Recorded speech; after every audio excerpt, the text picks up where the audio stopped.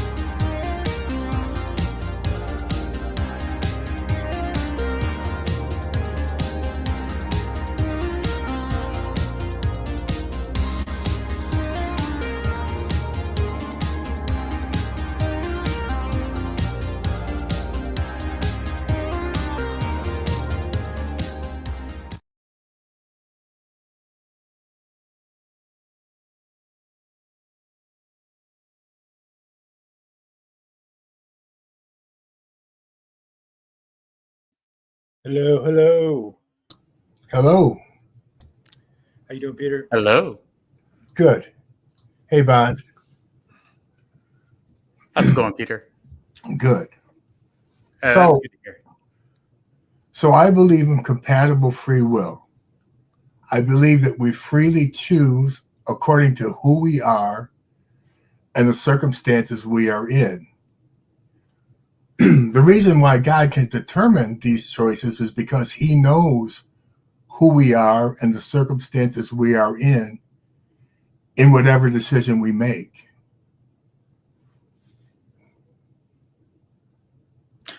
Okay, so are you saying that you believe that God He knows you in and out, so He can make determinations based off of what He knows about you? Like He knows how you're going to respond. Did I not make? Is it not clear what I'm saying? There's no need to be hostile. Well, I just don't understand. Do you not understand what I'm saying? I'm trying to understand. Okay. Explain it better, maybe. I believe that we make free choices according to who we are and the circumstances we are in. Okay. Are you going to leave Okay, God wait. out of it completely? Okay, yeah, let's stop right there. We make free choices based off who we are, right? Right. Okay, and we're on the same page. And the circumstances we are in. Yes. Okay, so, I make the choices that I make freely based off who I am with no interference from anyone because it's free, right? Well, the circumstances you are in also. Yeah, that's what I said. The circumstances that I'm in, I make the choices that I make freely, but it's not affected by anything else, right? Or anyone else. Right. It's just who you are and the circumstances you are in. Yes, just me, 100% me. Right. Okay. Now, where does your view on God come into that? God has created us. God created us to be able to make free choices, right? Right. Was there any predetermination by God in there? God's predetermined everything. That's the whole point. Okay. So God created us. He predetermined us or everything. He predetermined everything, but we're still free to choose the choices we choose. It's very specific. We freely choose according to who we are and the circumstances we are in. Okay. So we freely, quote unquote, freely choose based off of how God created us and predetermined us. I believe we freely choose according to who we are and the circumstances Well, we are can you in. answer yes or no with an explanation? Are we able to freely choose our choices, but those free choices are based off of how God pre-programmed us, predetermined us? Based off of who we are. Yeah. Who created who we are? God. So based off of how God created us, am I representing you accurately? I'm saying God created us and we freely choose according to who we are and the circumstances we are in. Okay, so you've already said who we are is based off of how God created us. So can we change that sentence to we freely choose based on how God already determined us to choose? I said our free choices are determined. I already said that. Oh, okay. So our free choices are already determined. Yes, that's the whole compatible view. Okay, so our free choices are determined already. Right.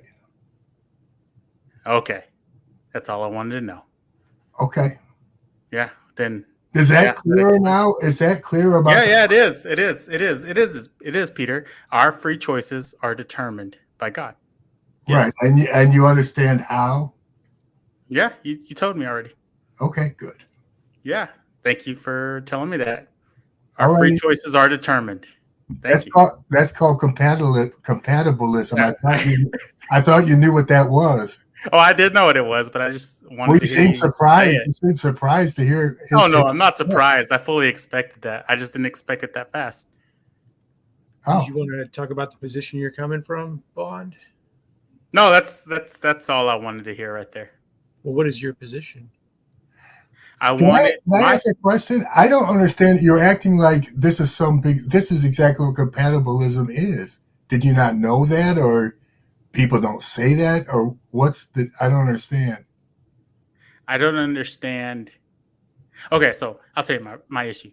I don't understand how one can say our free choices are predetermined. I told you how, because God knows who we are and the circumstances we are in. Yeah. He knows who we are and the circumstances we're in because he created us and he created the circumstances. Right. But we Yeah, freely exactly. choose. We freely choose. We freely choose based off of what God programmed from the beginning. No, he made us who we are and he made the circumstances, but we freely choose. Is God the programmer? He made us who we are, but as who we are, He made us. Wait, say that again. I'm sorry. I interrupted you. Go ahead. No, I'm sorry. I was just coughing.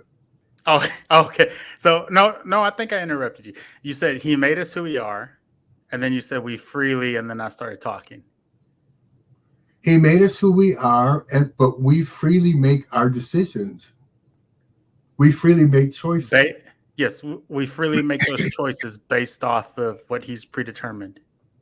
Based off who we are and the circumstances we are in. Yes, and those who we are and those circumstances were made by God because he predetermined them.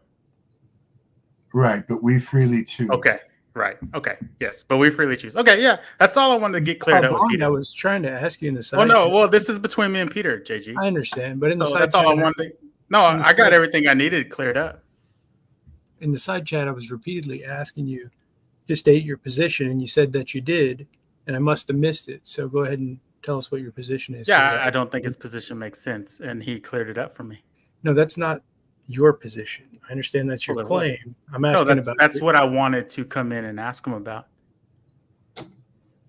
I told him that I wanted. I don't understand the whole issue because I just expressed to you what compatibilism is. Yeah. I just wanted to hear you say it. I just wanted to get clarification from you. Why weren't you clear on that before? Well, it was kind of clear, but I just wanted to hear it from you. Okay. So you haven't actually stated a position. You just made a claim that you don't agree with Peter, but you're not coming from a position that you can clear. His position on is this me versus Peter and JG, or just me? And No. I'm moderating here, and I'm moderating, trying to. I'm trying to ask you about your position that you said you didn't do that with Ace. Interesting. Can you just stop interrupting for a second so I can get this point out? Go ahead. I'll mute. In the side chat, you said that you answered all the questions. I asked you either once or twice what your position is. In other words, what your stance on the matter is. I understand you're saying you don't agree with Peter. I get that. You don't have to restate that. I'm asking what your actual position on the matter is. I think compatibilism is a rescue device that Calvinists use to try to bind different parts of the text together. It's still talking about Peter's position. I'm asking you, are you coming from a position where you... This was about Peter's position. It seems like you're purposely not answering this. Just if you don't want to answer about Peter's. If you don't want to answer the question, you can say that. But I'm asking about your position. My position. I'll try to say it in different words. My position is you're either Calvinist or you're not. You're either predetermination or you're not. Okay, so you're not. Your position is not. No, that's not what I said. Let's try to speed this up a little bit. You are a Calvinist? No, I'm not even a Christian. What are you talking about? So you just said position is Calvinist or not. So I said category of What I'm not. saying is a Christian is either holding to a Calvinist position Okay, or they're so- not. And then the compatibilists are trying they're trying to find ways to bind the scripture together. Yeah, that's Peter's. That's Yeah, Peter's yeah. position. He's a Calvinist. So That's- where are you yeah. coming from? Is the question. I know you know this. This is what I'm trying to ask you, but you keep trying to move around it, right? You're not a Christian. You're not a Calvinist. Okay, so you're not those things. We're doing an apophatic method here. I'll tell you. What are you? Where are you? I'm fine. I'm fine with the Calvinist position I'm not or the asking what free you're will. fine with. I'm asking what Well, I'm your I'm position- answering your question. I'm asking what your position is. Do you I'm want? asking- Is this JG and Bonk, or is this Peter and Bonk? right now? This is me and you talking. You got it. Okay, well then let's get Peter gone. So I'm asking for clarification. Well, for I'm those curious watching. too. Bond, I thought you said, are you a hard determinist? Is that what you are? No, I'm saying if I'm looking at scripture, I can see. the Why are you looking at deterministic- scripture? You're not a Christian. Okay, well then you don't want the answer. That's fine. I'm Okay, asking you're your not position. answering the question. What's your Okay, Peter. position? I just tried to answer. Clearly not answering the question about your position. You're answering about I'm other asking- people's position. What is your position on free will? From the biblical perspective? No, from your perspective. Oh, from my perspective? Oh my Lord! He says, "Oh, from my perspective, is that what you mean when you?" It's really sad. What was my original? What's it going to be? What was my original prompt to have this? You just keep moving around. It's disingenuous, obviously, right, Bond? What Because was you my- already understood what my position was. So No, I you were just bull crapping when you said you needed to understand my position, right? I thought I understood it, but I wanted to get clarification because things can get lost in text. So I thought that had we come into a voice chat, we could actually get it clear, and then I could learn what your position is for sure, 100%. And you said it. You said it. We make free choices based off of how God determines things. So That's what's all your I wanted position? to know. What's your That's all I wanted position? to know. That's all I wanted to know, You Peter. don't want to share your position with us? This whole point was me getting your position on it. Okay, he's asked you multiple times, so I'm going to have to step in again. Do you have a position, or are you just not willing to mention it? I don't have a position on predetermined on predestination and free will. Okay. But you know why I'm wrong, right? Biblical. No, I didn't. Did I say you were wrong? You Anytime heavily you- implied. Yes, you did. You said it was. This You discussion. said it was a some kind of like crutch or some kind of fake thing that Calvinists use. Yeah, I think it's. So you're not sure if you're. So that means you don't think it's true, right? I think it's a little ridiculous to say we have free choice. What's your position? Right. He's asking you what your position is that makes you say it's ridiculous. You must have some position there. Maybe you're not aware of it. Quite honestly, I'm guessing at this point you haven't thought this through. But I your think. position- I think it's all predetermined. I think it's predestination. Okay. I think I'm a determinist. I think Okay. based off of everything that I've seen, I could go with a determinist perspective. So you don't think we make any free choices? I think all the choices we make are based off of past experiences and things that we've gone through. So they're not free choices; they're predetermined, hard determined. Sure. Oh, yeah, sure. All righty. I'm glad I got that on the record. Yeah, there we go. All Yeah, right. see, we both figured out what we each believe. Well, you apparently already knew what I believe, but it's okay. Oh yeah, it is okay, Peter. All right. I just wanted to ask you just for clarification, and you gave it to me. That was it. All righty. Yeah. See, no harm.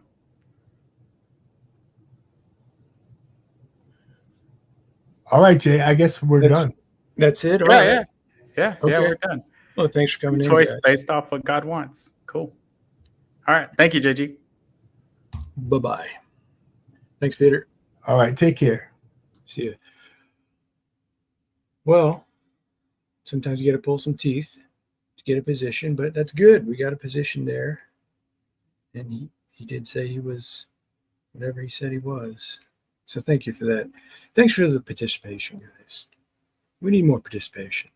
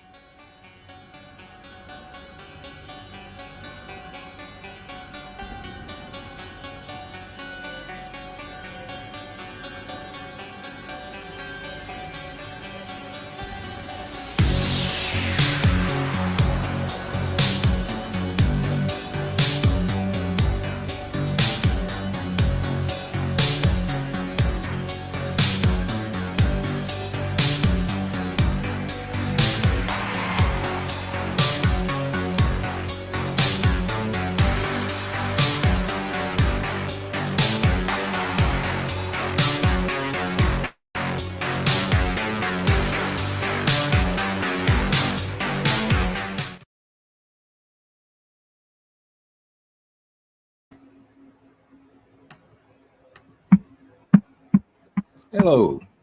Okay, hello, Bruce, and welcome back, Bond. How's it going?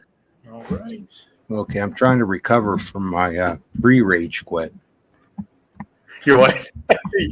You're what? Get it together. Get it together, right? Yeah, my pre-rage quit. Come on. Oh, you're. Well, you do that often, but you My know. good buddy okay. William there was typing that inside. Side bets going on here, right? Yeah. Well, what is the topic anyway, guys? No, what is it, Bond? I asked you what the importance is, what the importance is of looking at all the evidence, even if you think you have evidence, all of it, to looking at other evidence before Importance, making the decision. Yeah, is that important? the importance of all the evidence. Yes. Yeah. I thought you were basically talking about determinism and free will. Oh, you want to talk about determinism? Oh, okay, you don't want to talk. Yeah, about well, I heard you say I tagged you in the other one. you're a determinist, right? Yeah. Okay. So you don't want to talk about the other thing that I originally asked you to talk about? In relation, I'm not even sure where you're going or what it's about. Well, don't lie, Bruce. I'm not lying. What are you even You don't talking know. Whenever I say, what's the importance of looking at all the evidence before making a decision, you don't know what I'm talking about? All what evidence? All the evidence, Bruce. How can you see all the evidence? Where can you get it? Where can you get it? You can get it from being there during the moment. In the Were moment? you there during the moment? So if you get it from in the moment, Yes. is that actually enough? Is it enough? I don't know. Is it? What about in the future? You can't look into the future? Future evidence. I don't know about that. Why not? Inform Why me. can't you look Educate. into the future for evidence? Can you look in the future for evidence, Bruce? I'm just asking, why can't you look into the future? I for can't evidence? look in the future for evidence. No, I can't. Why not? I don't have that ability. I don't have the ability. Do you? What do you mean? Well, if What? you don't have that ability, then what would lead you to think that everything's predetermined?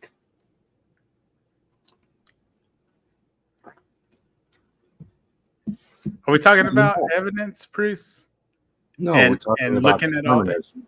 He's So you're not bringing- here to You discuss. said you're Okay. the determinist, right? Are we And here so discussing the I'm same interested- thing? Hold on a I'm, second. Go ahead, I'm JG. interested. He's allowed to bring your worldview into question when it's you that's bringing forth questions to him. Obviously, if you're a determinist, your worldview comes No. into question. No. I had asked Bruce about a different. I had offered to talk to Bruce about I something. have no idea what you're talking about, dude. Exactly. Yeah. You know. So we don't have Yeah, a subject. I mean, why don't you just come out and say what you want to say instead of just weaseling around with stuff? And let's talk about determinism versus free will. You guys want to come back when you have a subject in place? I thought we did. I offered one. That's what I I thought we were here tried. I for. was trying to come in and you left, so that's why I left. I was coming into StreamYard. when I'm you were sorry, talking to JG. Peter. I thought we had a discussion. It's okay. You don't want to talk about free will and determinism, huh? No. I offered a discussion with you earlier, and JG remembers because he posted the comment that I made. I don't pay attention to you, dude. But I am You're- willing to talk about this. You don't pay You're attention the to me, but expert. you joined whenever I was here, right? I thought we were going to You guys are- discuss so you guys- determinism and free will, being you said you're a determinist and you're busting on. But you don't pay Peter. attention to me. You guys are talking about evidence then?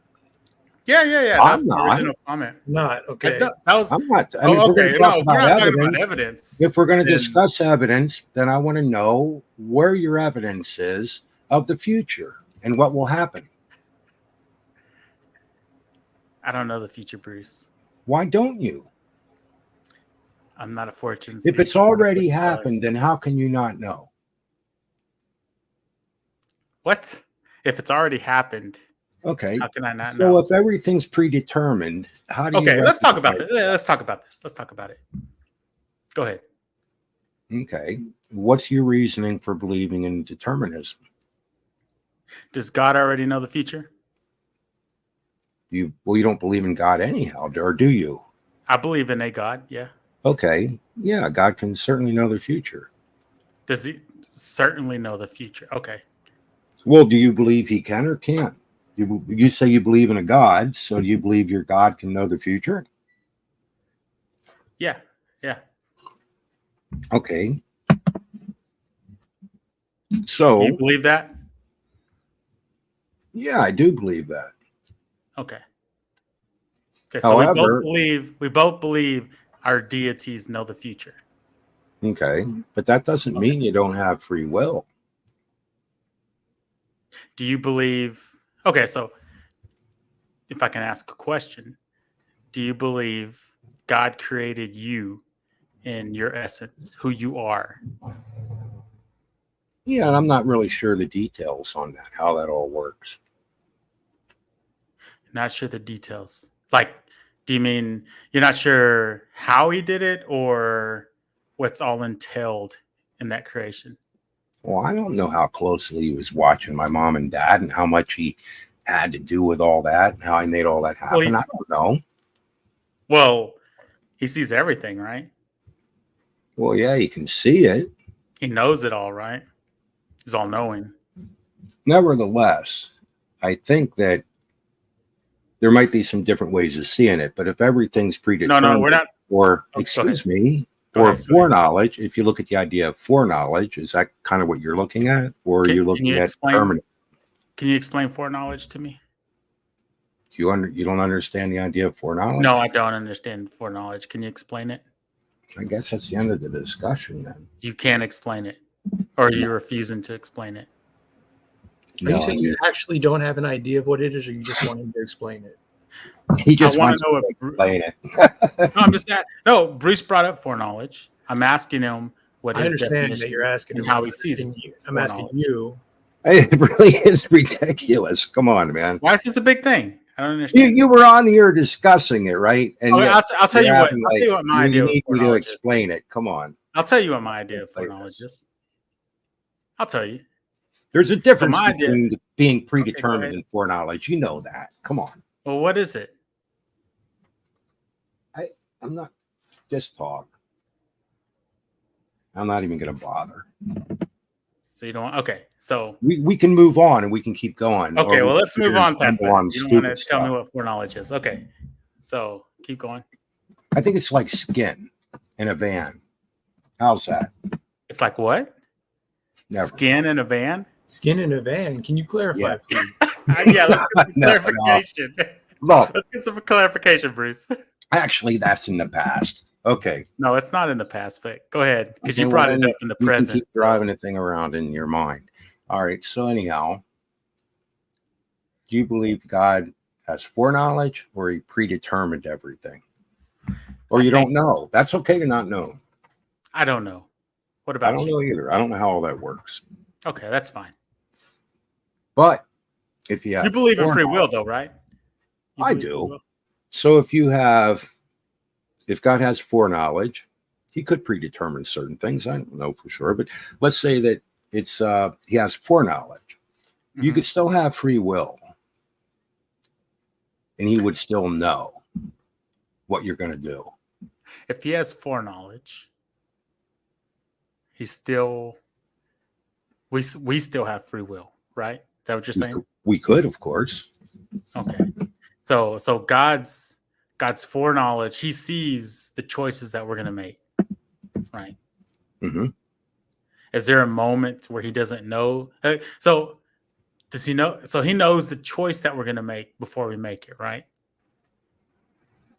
I don't really know how that works. It would seem that way. Yeah, it would seem that way. But I don't know what it's like to step outside of time as we understand time. So for me to try to answer for how God sees things seems kind of stupid to me, because I think oftentimes when you try to figure out the mind of God, you can get in trouble.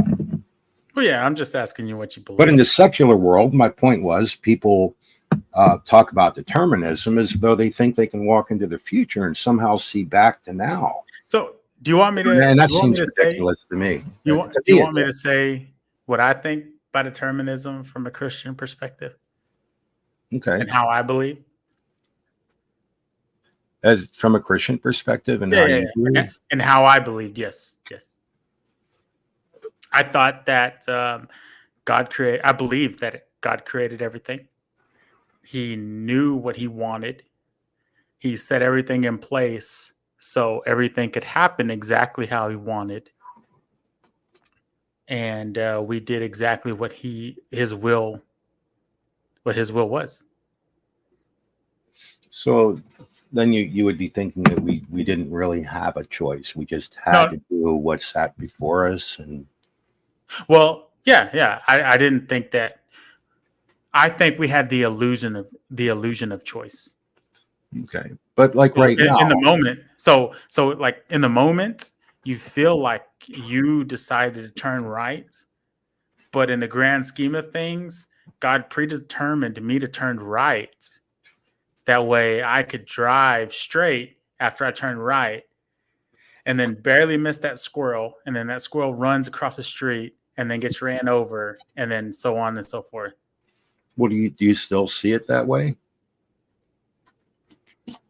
Well, not from the Christian God perspective. Right. But do you still see that from your point of view within your Uh, mind as you Yeah, understand? I think my view is changed a little bit, but I'm still a determinist because I see it from all of the choices that I make are based off of uh, things in the past.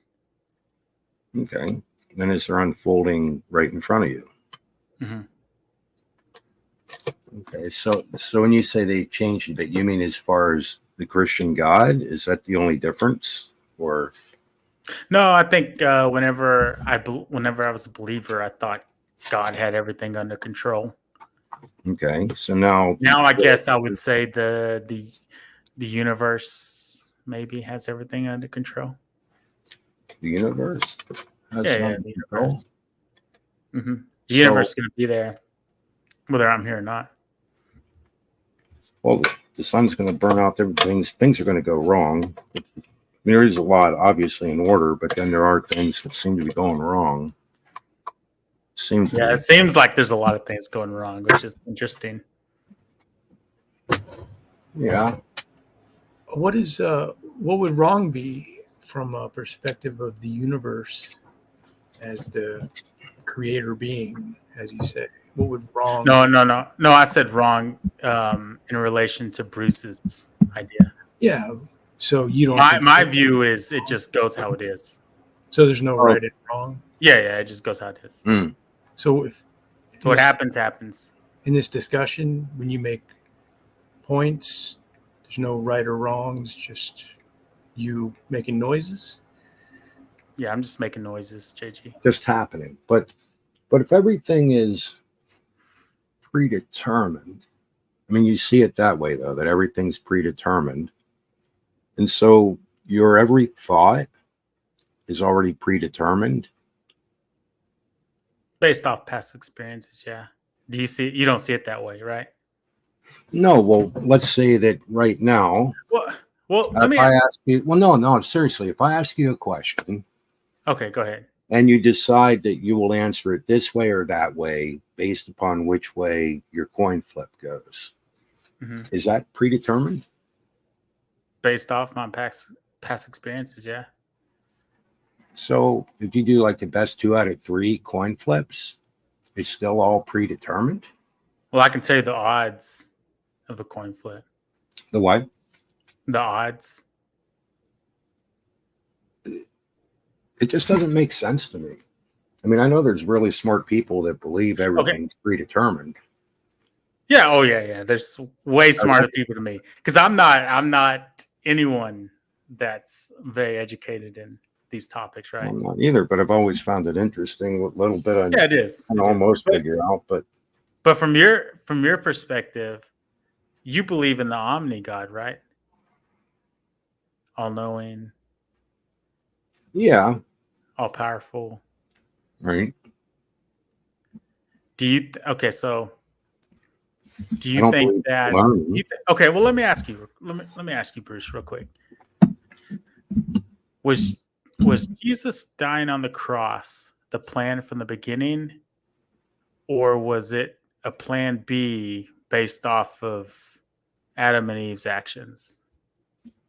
I think that to try to figure out the mind of God and how he does what within time as we understand it, I think I'm not going to go there because I can't figure that out.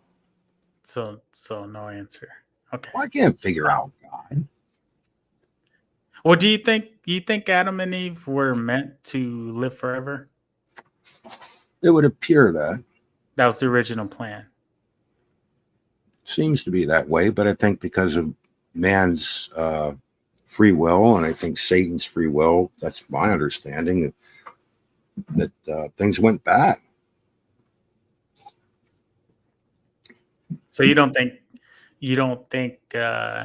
Jesus down on the cross was the actual plan? It's prophesied in the Old Testament. You can see that. Well, yeah, no, but yeah, it is prophesied. Well, a lot of people say it's prophesied in the Old Testament, but was it the Hey, original you plan? can argue that if you want, whatever. But What do you that's believe? What do you believe? Was it the original plan, or you're not sure, or you don't want to I answer? don't understand how God thinks outside of time. I'm So not you even wanna going to bother trying to think about it. Okay. I mean, I can try to think about it, but I can't figure What it do you out. believe? If I did, I could be wrong. What do you Right? think? Even if you're wrong, what do you think, Bruce? I think I Even don't if you're know. wrong. I don't know. Even if you're wrong, do you think? What do you think? No, Are because you I'm not not accepting gonna his guess answer? what He's people telling you he know. doesn't know that Yeah, God transcends man. Okay. You're not accepting. Okay. yeah, I'm not going to try to Deji's figure here out to things save like you. that. You I'm don't not know, going to try to Bruce. figure That's out the mind of God. Yeah, that's fine. That's fine. What's the sense? That's fine. And if I screw it up, then what have I done but harm? I haven't done any good. But it amazes me in the secular world, they look at the future as though it's some form of God, and they can already see it when they obviously can't. So they claim determinism. I just never understood why they would do that. Like, why weird. would a secular person pretend they can look into the future when they obviously can't? I can't look in the future. I know, that's my point. It's weird, huh? We can watch it unfold and then try to say everything was predetermined, Mm-hmm. but we don't. How would anybody know that? Yeah. How would we all know? But you can listen to scientists talk about it. So that's the way. Scientists are never wrong, right? Well, I mean, look at the Big Bang. Apparently, they don't seem to be thinking that way now, do they? Wait, what? With the Big Bang, don't a lot of scientists see things differently now than that? I'm not sure. Do they? Appears I to haven't me kept up with a good Big many Bang do, but I cosmology. could be wrong. Could be wrong. I'm pretty sure the last I've heard that's the leading theory, but I could be wrong. Yeah, there's some issues I thought with something about the Webb telescope or whatever. I'm not positive on that though. The You know, Webb things like- telescope. They're like catch images or something that went against what we thought. what was it? The Hubble before that or something, or what was it? I'm not up on it myself. Oh yeah, there was the Hubble, and then there's James Webb. Right. James More- Webb is producing pretty cool images. Have you seen them? Right. That's my point. Well, and if you go read about it, you'll see that. Like, I think there's some different thoughts nowadays. Yeah, there's been a lot of thoughts on that. I don't know that anything's overturned anything, but I know a few Christian sites that have tried to claim that. But like William's saying, if the gods have determined all things, when I get free moral response there. Yeah. If the gods have determined all things, then free will is illusionary, and I kind of hold that same position. I think it's just an illusion. Well, okay, so what do you think about that? I think about what William stated. Well, about your last thoughts. Well, my last thoughts were just what William read. Right.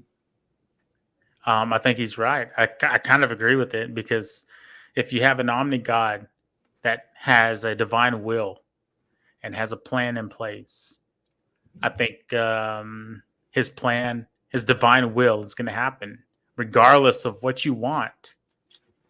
And you're going to go along with it. But And then you're going to feel like you make your choices. right. A lot of people say that. But do you then weigh it out with all the other thoughts you've had in the past in relation to this topic? Or are they all new? With all my other thoughts on this topic. Haven't you thought about the subject before? Yeah, I've thought about it a lot. I've debated myself a lot on it. Okay, so if you've debated yourself, Mm-hmm. how does that go? Um, I'm serious about that. well, I've been serious this entire time. Because when you start tossing ideas around in your mind, and Mhm. you're thinking about it and this point of view and that point of view and this and that, you could make a mistake. Mhm. But then the mistake would have to be predetermined too. Yeah, exactly. So, and if you're weighing all this stuff out, seems to me like you're thinking. Seems to you like I'm thinking. Yeah, I'm thinking. Yeah, you're weighing out a whole lot of stuff. Yeah. It's pretty heavy stuff, isn't it? And what if you learn from somebody that's wrong? What if Well, I then- learn from someone that's wrong? Yeah, that taught you things that were wrong. I was taught a lot of stuff. Then That's you'd be predetermined to believe what's wrong. no. What I if you heard what was determined right? to learn You'd be determined to learn from what's the right. things that were wrong? But you said you went into a worldview where the universe is now guiding you that nothing's right or wrong. So how did you determine that you were taught things that were wrong? Say that again. I didn't hear you. I didn't hear you. Okay, so now I can repeat it. So, what was the last thing you said, Bruce? I guess the thing is kind of, well, like Peter's saying, I don't think we could have chosen otherwise, but I think we freely choose. Do What you understand that believe? statement? Well, I guess what I'm asking is, do you think that we can choose otherwise? I don't think so. Really? Yeah. Do you think it? Do you think Yeah, so? I do. I do actually. Yeah. Well, that's fine. Yeah, I'm just asking. I mean, it's like I don't know. Like I don't know. Do you well, you like playing with cameras and that kind of stuff, right? And Yeah, so yeah. you look at your sensor size and you look at your different lenses and you try to figure out what does that equate to. Mhm. If say you're using APS-C versus a full frame lens and you're trying to Mhm. figure it all out, you can make Or mistakes. full front camera. Yeah. Screwball stuff. Right. Yeah, I get what you're And saying. I mean, when you're working through all that, trying to understand and figure out what you should and shouldn't use, and maybe your what do they call that? That like shadowing around the outside, of The- your lens. The Dark, kind of think what the proper term is. oh yeah. I know what you're talking about. Yeah. Anyhow, if It's you're like a using dark full, circle around it all. right, and so if you're using a full frame lens on your APS-C, if like we were talking about old NEX type cameras and stuff, right? Yeah. So say you're doing that, right? Then you're less likely to have that black image around the outside or darker image around the edges, correct? Yeah. Mhm. Okay, well, when you think of all that, and you think of which lens and what it equates to and all that, you don't think there's like a certain amount of your mind that's thinking outside of just whatever's predetermined. You don't think that You don't work- think my decision is predetermined on the situation I'm in? well, I mean, do you think the future would really care that much about what you decide? No. Which lens Well, no. you use and stuff? Like, I don't really Well, yeah. comprehend this. Well, whole- yeah. What I'm saying is the situation that I'm in, right? Let's say I'm in a wedding or something, right? And I'm trying to decide how I want to shoot a certain image.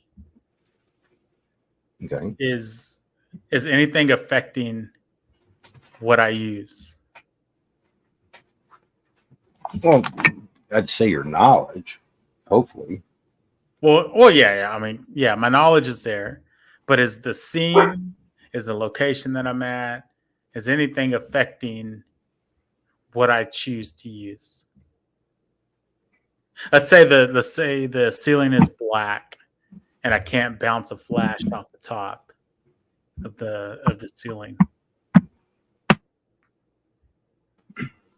Do the circumstances affect what exactly I use? Yeah. Yeah. You need more light and stuff then, right? Somehow. Yeah. Black tends to eat up the light, so you don't Well, want to yeah, bounce it's not a flash reflective. off of it. Yeah. But as you look at all the different, okay, so then of course, if you use more light coming off your camera, you're going to burn your battery up more, right?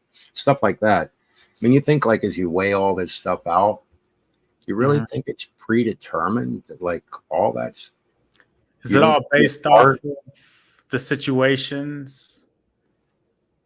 Is it all based on the situation? Yeah, and all the knowledge you have, good and bad, things you figured out wrong, things you figured out right, things like Yeah. I just have a hard time believing that all that stuff is you couldn't make other choices. Like I have a hard time believing that you have no way to make other choices. Would you choose? Let me see. How do I word this? I think I get what you're saying, right? There's just so much thinking going on, right and wrong thinking in your head. It's just hard to believe that everything, like you're Every not decision I in make. other words, we're responsible for the dumb things we do and the good. But it's kind of like somebody saying, It might like be, yeah. the predetermined like ace kind of thinking where you just blame everything on God. Like that doesn't make sense to me. Or I don't think. we do dumb stuff.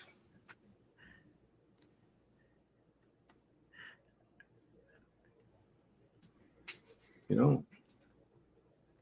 So you don't blame anything on God, right? No, not really. No. Do you ever give God glory for anything? Yeah. So you give him the credit, but you never give him the negative stuff. No, I don't. Why not? Because God's good in my mind. God is good. Yep. He's perfect. Oh, okay. So God is good. So why would I argue with God? Why would you argue with God? Why would I correct God? Why would I try to correct God or figure him out? Or you don't want to try to figure him out or anything. You accept what the Bible says and you just go with it, right? I question enough. Yeah. Oh, you do question. Well, yeah, you got me.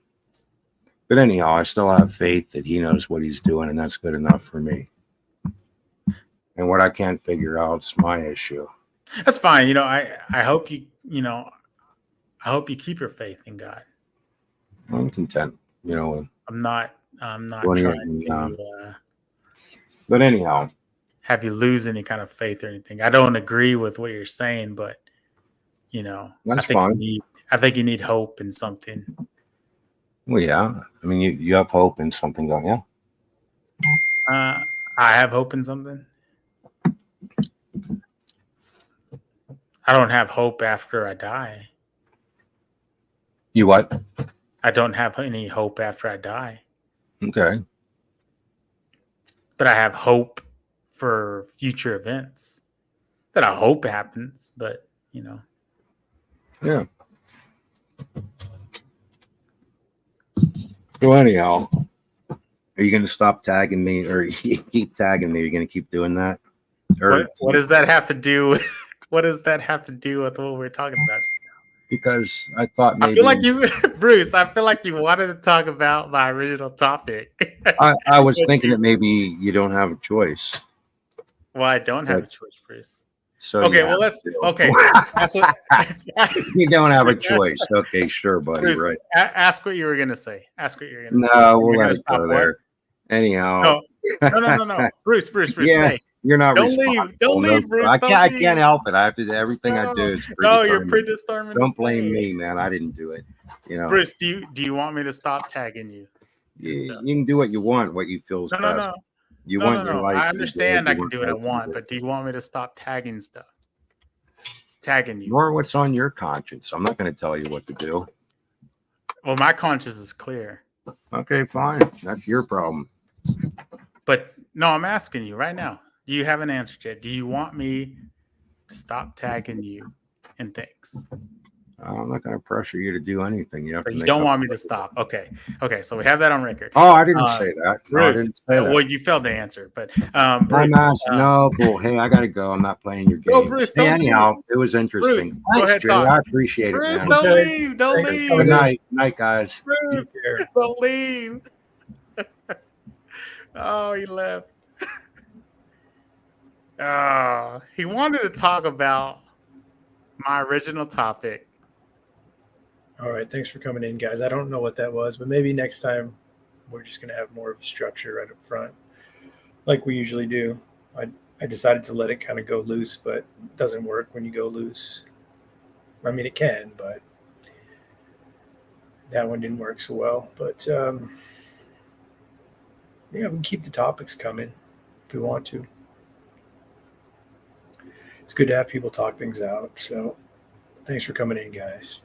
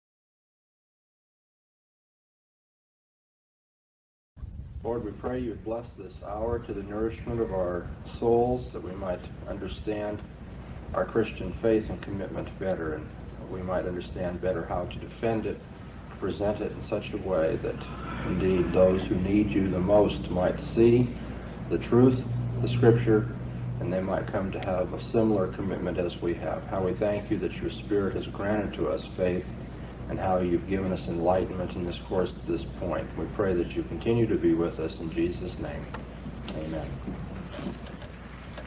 Well, last time we were together, we were talking about the cosmological argument. I think we'll continue to do that today.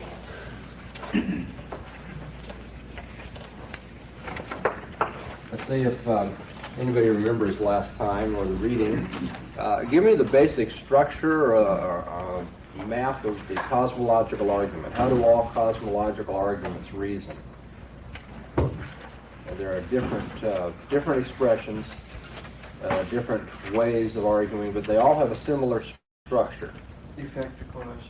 From effect to cause, okay? That's basically very simple, but accurate description of cosmological arguments. They argue from effect to cause. But now I did say that if you argue from effect to cause, in a sense, that's a trivial way of putting it.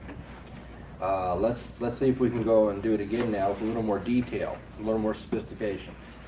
Not a lot more, just a little more. Remember I gave you premise 1, 2, 3, 4, and 5 last time? You notice some fact in your experience. That's right. First of all, you notice some facts in experience. What kind of fact might this be, somebody? What might you notice in your experience? What kind of fact? Changes. There are changes taking place. There is motion. Okay. And secondly? There must be some causal principle which causes that event. Okay, you appeal to a causal principle.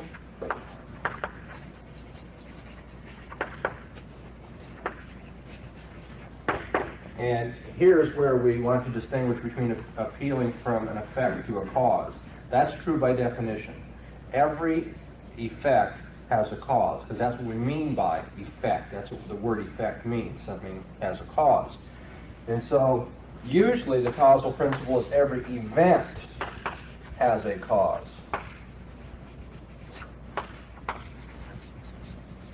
An event is understood in the broadest possible sense. A thought is an event. the existence of a body is an event because there's some kind of eventuation even in the existence of a body, if it's a stone or a living body. Okay, we notice that there's motion in our experience.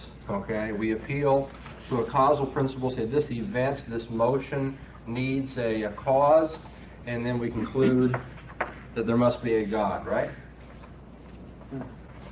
Go right for the jugular right then, right? Clench the argument. No, what do we conclude at 3? Series of That's right, that there must be a series of causes.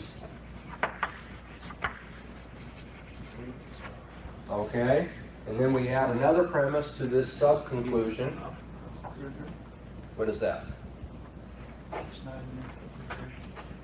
Okay, there cannot be an infinite causal series.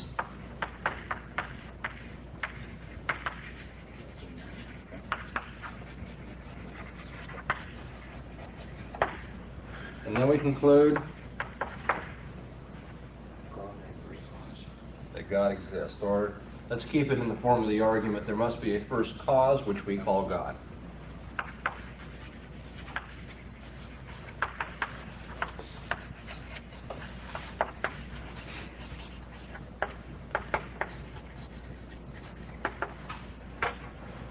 All right. Does this strengthen your faith?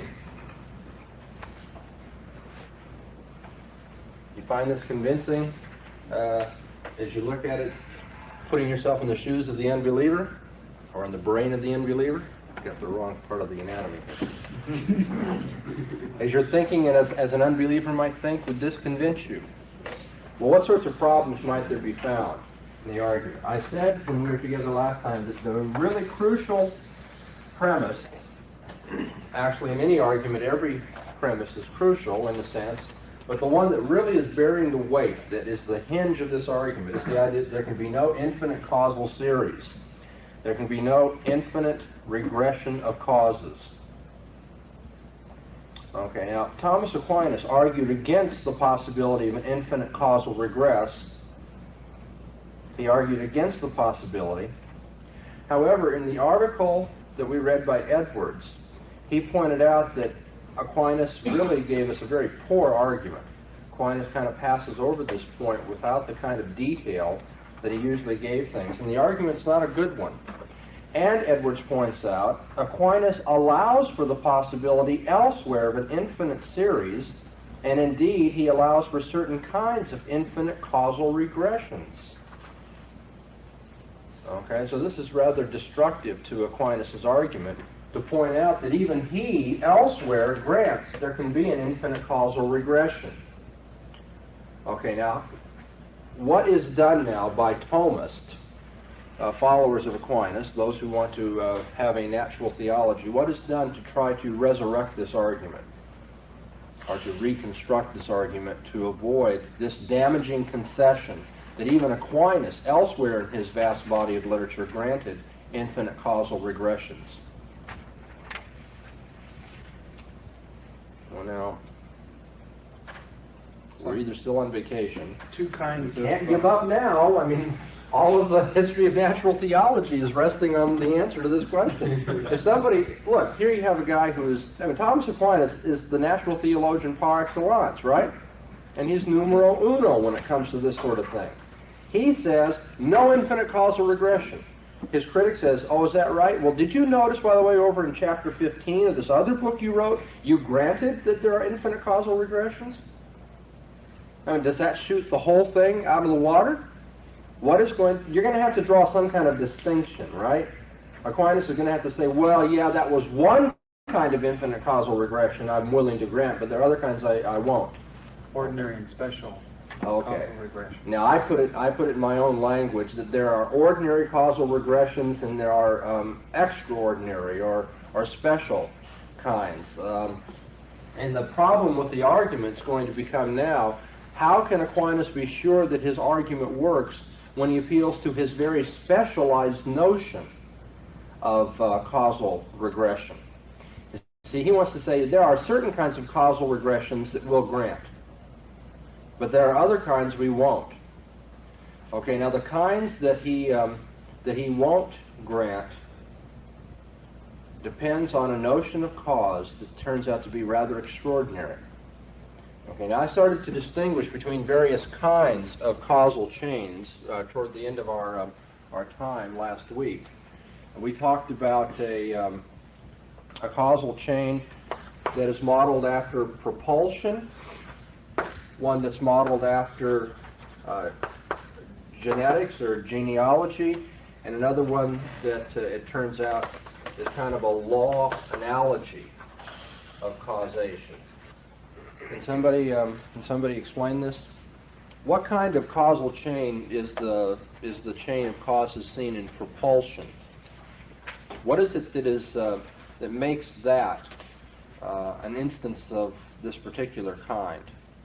What is the salient feature of propulsion? The causal chain of propulsion. Okay, I have a stick. I move my hand, which moves the stick, which hits the ball, which moves the ball. Now, what is it that makes that the kind of causal chain that it is? The motion of each event is related to the other in terms of the kind of motion involved.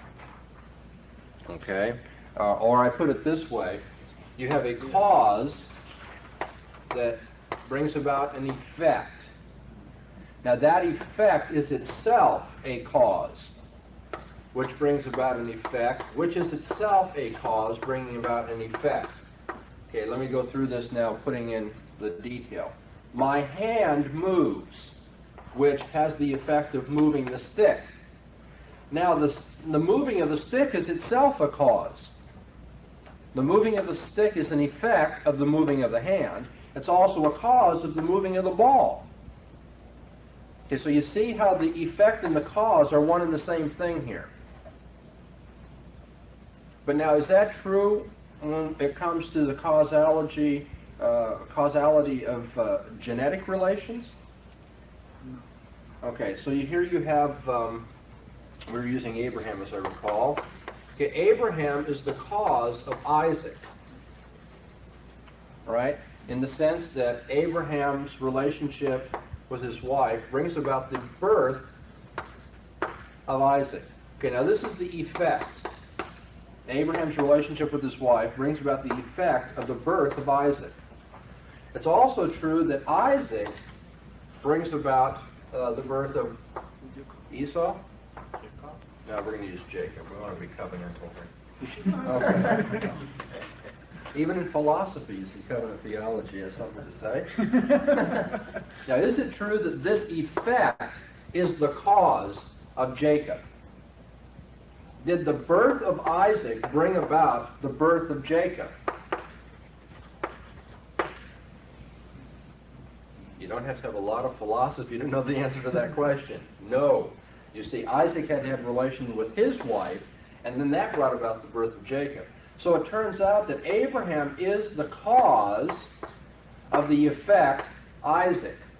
But Isaac is the cause of the effect Jacob in a way different than his being the effect of his father Abraham. Okay. That is really not all that complicated, but I mean, to express it in an English sentence, it gets kind of convoluted here.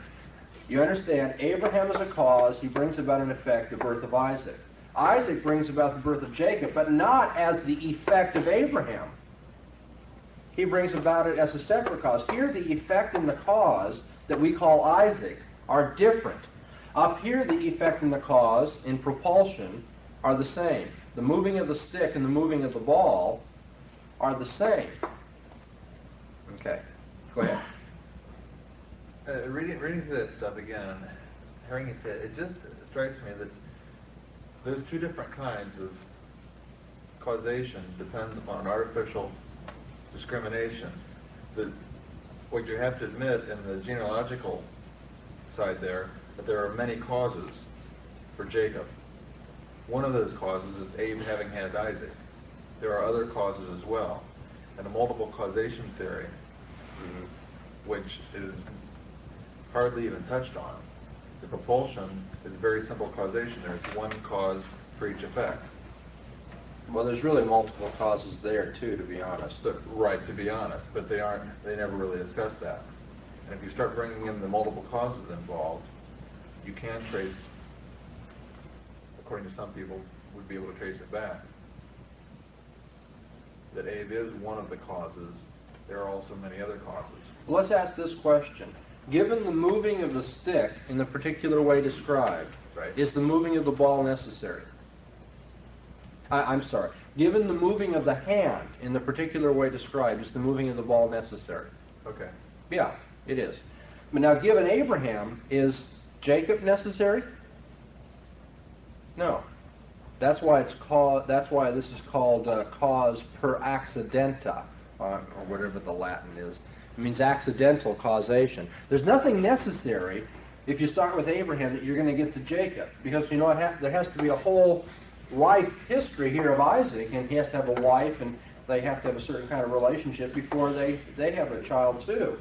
And so there's nothing necessary in this cause that brings about this effect.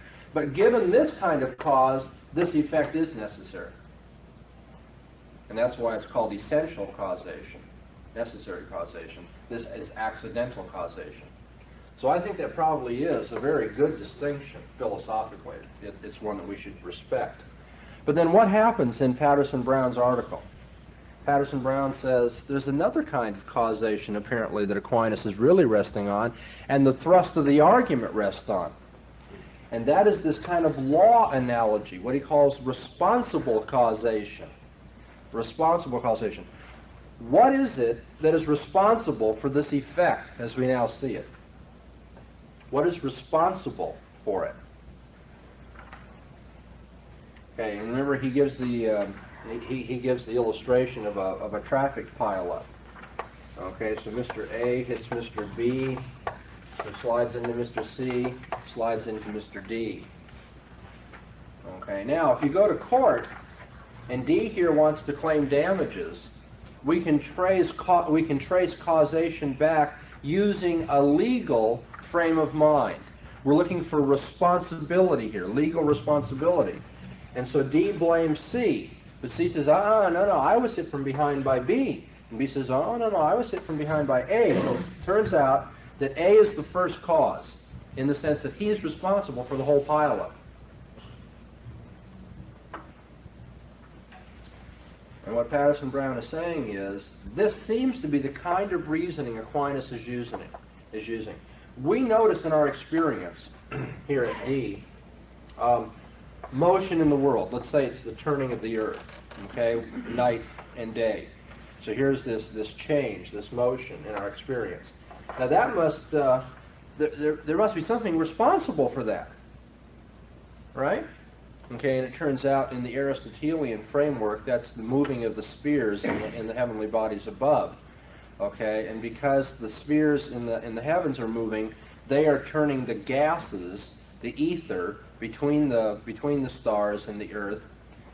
Okay, and as it's turning the ether is turning the earth. Isn't that right? You didn't know that? That's Aristotelian physics. Okay, there are no empty spaces. What you have is the turning of the stars. You see, is kind of like if you get a watery track around the earth. Okay, and if you get the water moving, what's going to happen? That's going to communicate motion through the water to the edges of the earth. And although you're not going to get the same kind of ratio of turning, that's going to get friction moving on the outer surface of the earth and get it moving. So ether kind of does that sort of thing. It's this glue of the universe. And so you have cause, but you finally have to stop somewhere. What's responsible for the turning of the stars? Which turns the ether? Which turns the earth? God. Okay? Who is responsible for this? Now, I think the reason Patterson-Brown points out the law analogy of responsibility is because the causation that is being used here is really a form of explanation. Explanation. How do you explain the fact that there is something rather than nothing? How do you explain the fact that things are in motion? Well, let's say somebody takes a very mundane approach to this and says, well, you want to know why things are in motion? Okay, what do you want to know about? Okay, well, here's D back here. You want to know why that's in motion? Well, because of C. Okay, that's it. somebody says, oh, no, wait a minute, why C in motion now? I want to know more. And you say, oh, well, okay, you do the analysis, and lo and behold, something we call B causes C. Okay, now that's it, right? We've got an explanation of what we want to explain here. And after a while, the natural theologian gets impatient. He says, no, it's not enough to give an explanation for every particular thing in my experience. What I want is an explanation for the whole chain of causes. The whole chain. And this is where we turn to the short piece by Samuel Clarke. Samuel Clarke in your reading. This is the nature of the cosmological argument. And somebody challenges 4 here. It says there's no infinite, the premise is there can be no infinite causal regression. And somebody says, well, why does that have to be? Now Samuel Clarke says, okay, I give up. There can be an infinite causal regression. I grant your point. I concede the argument. But I'm still going to make the cosmological argument work. And the way Clarke does that is, after granting the point, he wants to rescue the argument by saying, what causes the whole series of causes? Everything taken together. Even if you have an infinite chain, okay, moving all the way back, even if you have an infinitely long chain, Clarke says, we need to have an explanation for the whole series. By granting the infinite length of this chain, he cannot argue there must be a first cause in the sense that there must be an A back here that is the absolute rock bottom first. That's what Aquinas wanted to do. Now Clarke tries to resurrect the argument, if you will, by putting it in another form. He means first cause in the sense of what stands over all of it. What brings about the whole series? Not just what causes the first point in the series to get rolling, and then that causes the second, third, and on. He wants to know about the whole shooting match. Why does the whole series exist? And his conclusion is, well, there must be a God that explains everything taken together. Okay, now before I erase this right here, does everybody have the basic natural theological form of the cosmological argument? Because it's going to take another form. Obviously, with 4 taken out of here, we're going to have a different kind of argument. And that's what we have to look at here for a few moments.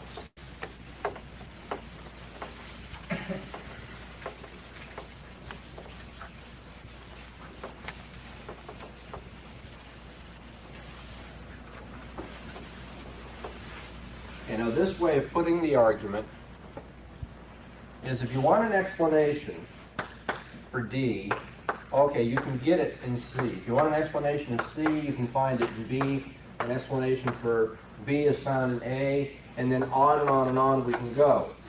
There's an infinite causal regression here. Every point in the series is explained by the previous point. But the question is, how do you explain the whole series? How do you explain the whole series? That's Samuel Clarke's point. The only way you can explain the whole series is now to make it dependent upon God. Now, David Hume, as well as Paul Edwards more recently, have both these men, these philosophers, have disputed this argument. They've disputed the point. Anybody tell me, in your own words, what the problem with this argument is?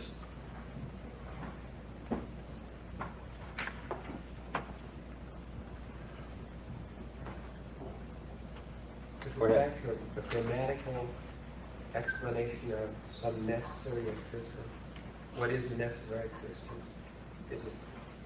Does it go back to linguistics? I don't know. I don't think so. It's really a logical point here. Yeah. Yeah, Hume says, when he asked the question, how can anything that exists from eternity have a cause? And since that relation implies a priority in time and a beginning of existence. Yes, that's one way in which Hume argues against this. He says if this is an infinite series, then it's eternal. And so it makes no sense to speak of it having a cause, because that would have to be something that is pre-eternal. Now, would it be heresy to agree with him? What's that? Would it be heresy to agree with him? You? Heresy to agree with him. It'd be heresy if that was your theology. But I think philosophically he's right. That's a good criticism. And therefore we better get, our ducks in order if we want this argument to work. But now I'm looking for another form of criticism, one that's not even as subtle as the one that has been read. The assumption here is that if you explain every member of the series, you haven't explained the series as a whole. That the explanation of the whole series goes beyond the explanation of the individual parts.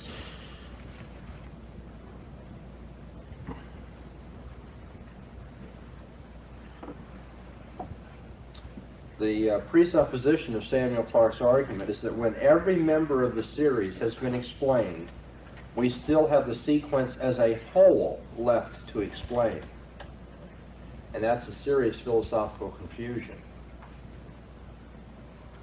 Why is it that we should have to explain the entire series now, once every point in the series has been explained?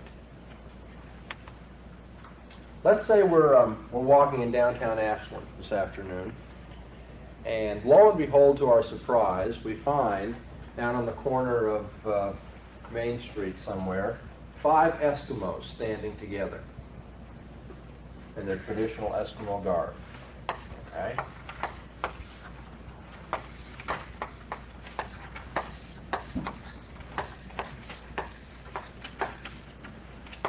Five Eskimos. Somebody says, now how do you explain that?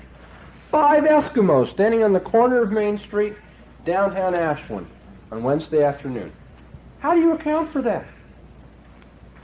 And so somebody says, well, Eskimo number 1 here happened to be in town visiting his parents and came downtown to buy something at the store at this particular time. Eskimo 2 is waiting for the bus, wanting to go back home to Alaska or wherever. Eskimo 3 was dropped off here and told to wait for his ride. Eskimo 4, Eskimo 5, okay, we give an explanation for every Eskimo being on that particular corner, that particular time.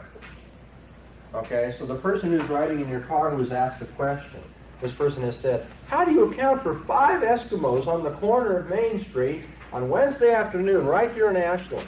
Okay, and you've given an explanation for 1, you've given an explanation for 2, you've given an explanation for 3, you've given an explanation for 4, you've given an explanation for 5, and then your rider says to you, oh, that's all well and good, but how do you account for all 5 of them being there? And you would probably look with some puzzlement at him. You'd say, no, wait a minute, I accounted for all 5 of them. Watch.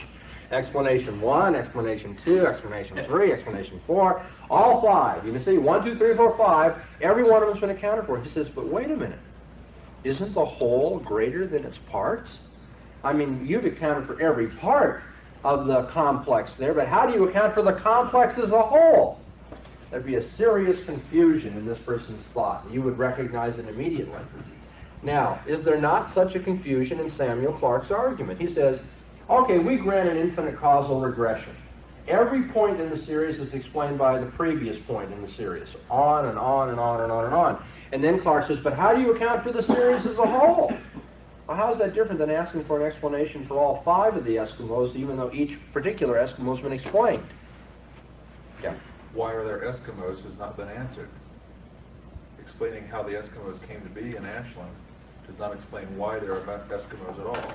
No, in the particular story I told, the question is how do you explain them being on this corner at 5:30 in the afternoon in Ashland, Ohio? Which is the problem, because the analogy does not, the individual explanations does not go back far enough. When you explain the seriation, the parts, you haven't explained the cause of this, there being a series at all. Okay, now you're really giving it, you're giving the argument to save the cosmological argument that is advanced by one of the other people we've read for last time and for today. Who's that? And I'm ready to move on to that, so this is a good lead into it. William Rowe, okay? What Rowe says is, what we need to do is clarify the kind of argumentation Clarke was using. He's not asking about the explanation for the whole series in terms of accounting for 5 Eskimos in the same way that you account for the individual Eskimos. Rowe says, when we ask the question, why does the sequence exist at all, we're asking, why does the sequence have any members at all? Why does the sequence have any members at all? Why are there any Eskimos, after all? To use my little story. Okay, when somebody says, okay, I see how you've accounted for all 5 of the Eskimos, but why is there a sequence? Why is there a complex of Eskimos? That question, which is what Clarke was asking, Samuel Clarke was saying, how do you account for the whole sequence, should be clarified in this way, says William Rowe. Okay, you all know Rowe? You've read that, I trust? Rowe says, that really amounts to asking, why does the sequence have any members at all? So even if each member in the sequence is explained, we still do not know why the sequence has any members rather than none at all. Why is there a sequence rather than nothing? Or let me simplify it, put it right down to your front yard. Why is there anything rather than nothing? Why is there anything rather than nothing?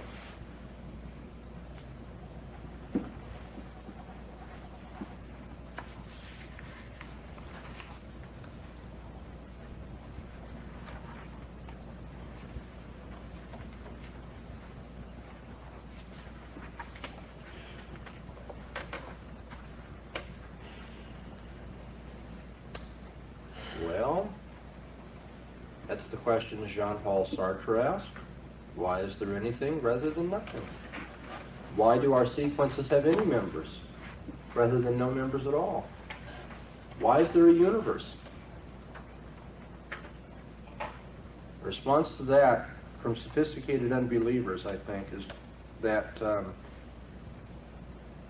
that asking such a question, such an ontological question, with this kind of air of existential astonishment, that's really the thrust of the argument. I mean, why is there anything? I mean, how do you account for the fact that there are any members to the sequence? Asking that kind of question with that kind of cutting edge to it may be nothing more than realizing our anxiety over our individual precariousness. They give a psychological explanation for that question. Maybe asking that question just goes to show how upset you are about your own contingency. You know? Or, if you want to be a little more blunt, perhaps asking that question shows nothing more than a desire for a kind of pseudo-profundity. Okay, you asked me to account for what you see in your experience, and I account for Eskimo 1, and I account for Eskimo 2, and after I get done with all this, and we've filled all the encyclopedias in the world, then you say, but why is there anything to explain rather than nothing to explain? The unbeliever is likely going to say, isn't that just being a little pseudo-profound? I filled all the encyclopedias in the world explaining everything in your experience, and now you want to go back and say, well, why are we explaining anything at all? Well, because that's just our human predicament. We look for explanations of things. And to say, now we need an explanation for the whole explanation game, is just kind of, doubling over on yourself. There's just no purpose in that. What we want to explain are particular problems, particular issues, particular facts of our experience, and we've explained them, or we're in the process of explaining them. And when all the explanation is done, we don't have to take another step back and say, but now why was there anything to explain to begin with? There just is. That's just the way it is. People don't have a choice of the ontological worlds in which they will occupy. And in this particular world, in this particular situation, you find yourself having things to explain. I mean, why do we have to go any further than that? Why must we explain? Because we must explain. Explanation is its own explanation. Now, I realize that as Christians, you're probably not satisfied with that. And by the way, the existentialist realizes that, that as an unbeliever, he's not satisfied with your explanations. But what's the difference between them? Is it just psychological? Some people are willing to say, explanations go back, back, back, and finally we have to have the explanation that beats all explanations. Or we go back, back, back, and the unbeliever says, an explanation is its own explanation. Okay? Explanation is its own explanation. Okay, you Christians are looking for the all-time explanation. You want a God at the end of the series, and we're just saying the series is its own explanation. Now somebody says, no, wait a minute, a series can't be its own explanation. That's cheating. Reasoning in a circle. I mean, that's not letting the series itself be explained. If the series is its own explanation, if the series of explanations is its own explanation, then what you're really doing is begging the question. Okay, let's say you want to take that approach to the unbeliever. You want to say, no, wait a minute, explanation can't be its own explanation. You just can't say we stop at this particular point. There's got to be another explanation for the whole thing. What is the unbeliever going to do? I mean, if he's sophisticated and philosophically sharp, he's going to turn right around and say, oh, okay, then what's the explanation for your God? Right. You get a few amens on that one. You see, if we insist that everything's got to have an explanation that goes behind it, so that you can't stop somewhere, Mr. Unbeliever, and say, well, the whole chain just explains itself, then he's going to say, okay, then what explains your God? And we say, no, wait a minute. In the very nature of the case, God is the being that explains himself. God is self-explanatory. Okay, and I think that's true, by the way. That's my own particular religious commitment. I think God doesn't, we don't require an explanation for who God is or what God is or the way he does things. God is his own explanation. He is self-existent. He is self-explanatory. But if we are going to allow ourselves the privilege of stopping the chain of explanation somewhere with God who is self-explanatory, then we have to recognize that the unbeliever could deify the world and say the world is self-explanatory. He could make just the material world his God, if you will, and it will perform the same function that our God does. The world becomes self-explanatory. Somebody says, well, now how do you explain the world as a whole? He says, I don't. That is the explanation. And if you want to go any further, you're just being pseudo-profound. Because when you get to the self-explanatory, you go no further. But that's what we do when we appeal to God too. We say God is self-explanatory. He's the eternal one. And that should put an end to the chain. Okay. What has happened in this series of discussions is that we find out that the cosmological argument usually calls for a first cause, but there is no assurance that the first cause must be what we call God. Now the unbeliever can grant the argument and say, okay, I'll call it God, but that means for me the world is God. It isn't the way I'm accustomed to speaking, but since you people insist on this religious vocabulary, okay, well then the world's God. Now you think you have a personal God that goes beyond the world, but all you've really proven is that you've got to stop somewhere, and I'm willing to stop at the world, or at the universe, or something like that. Okay? Way back when we started this discussion, I said there are ways to trivialize the cosmological argument by saying every effect has a cause. And then what happens is you've got to argue that the world is an effect. Lo and behold, now that we've taken a more sophisticated approach to it, we're right back to the same problem, aren't we?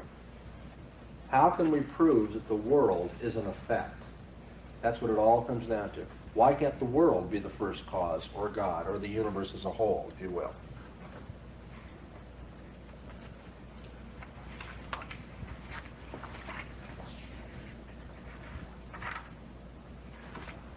Do you have any questions? Go ahead.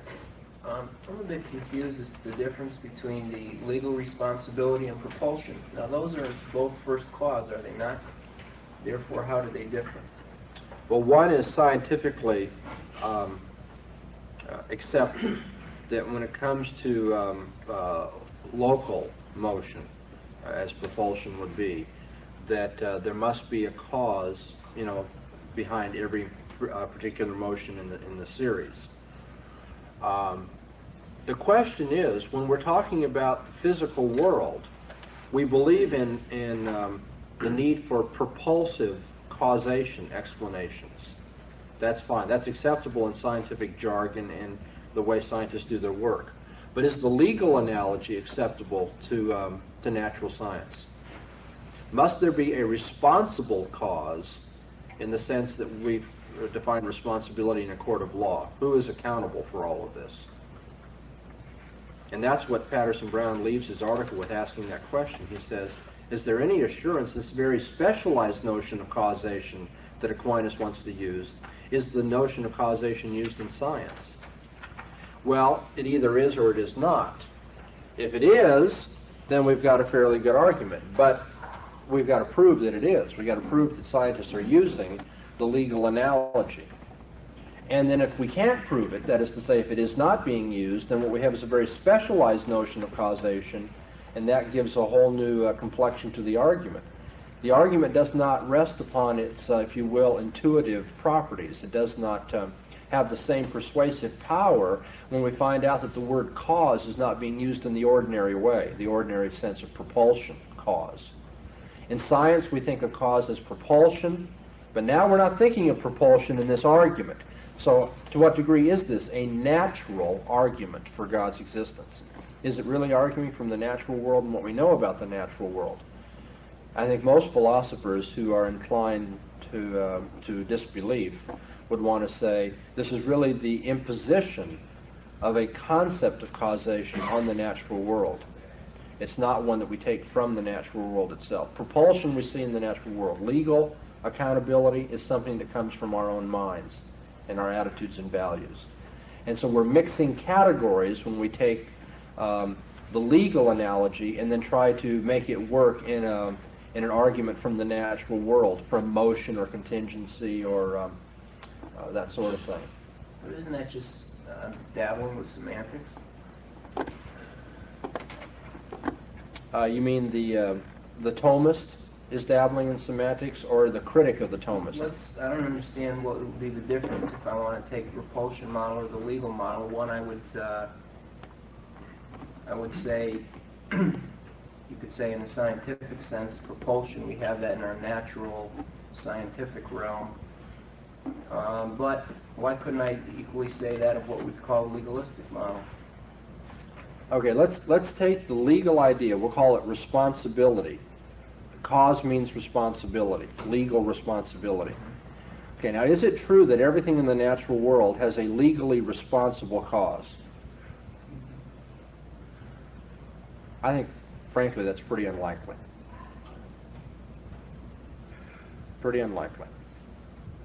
And you look at a certain chemical reaction in a test tube, and you say, okay, now, who's legally responsible for this reaction? We don't think of it that way. We may think of what caused the reaction, what propelled the reaction, if you will, by, this chemical and this chemical having this, this effect on each other. But we wouldn't ask the question, what's legal, who or what is legally responsible here? Legal responsibility is in the realm of human jurisprudence and social relations. So it doesn't seem that this pertains to the natural world. And yet the argument by Aquinas is taken from the natural world. He says, look, everybody knows there's motion. How do you account for it? Now, his asking for an account of the motion is not really asking for a propulsive account of the motion when all is said and done. It's really looking for, according to Patterson-Brown's interpretation, a very special kind of causation, and that he likens to legal responsibility. Legal responsibility is, now I happen to use an example, by the way, where propulsion is involved. One car hits another, hits another, hits another. But when you go to court, not every establishment of responsibility in court depends upon propulsion. Okay, I can establish the guilt of somebody at a distance who didn't shove anybody. I mean, if you pay somebody to shoot your wife, okay, you are legally responsible for that act, but you may not have propelled the gun into the hand of the murderer and pulled the trigger for him. Okay, so legal responsibility doesn't have to have propulsion. And propulsion, on the other hand, doesn't have to have legal responsibility. So all Patterson-Brown is doing is pointing out that with these two different notions of causation, Aquinas may not be proving his point at all. The argument must go much further than Aquinas took it. If by using law analogy, we therefore cease to have a cosmological argument, what kind of an argument for God would it be? Would you call that a moral argument for God, if one wants to use law analogy? No, I would call it this idea of explanation. It's really looking for an explanation for things. And what kind of a proof would that be? Not cosmological, not ontological, but what would we call that? Well, I think it's just a variation of the cosmological. Causation is a way of explaining things. Okay. It just turns out that the causation we're using to explain here is not the kind we find in the natural realm. Propulsion. Yeah, it's a different kind of explanation. Right. Other questions? Well, let me go on with further problems with the cosmological argument here.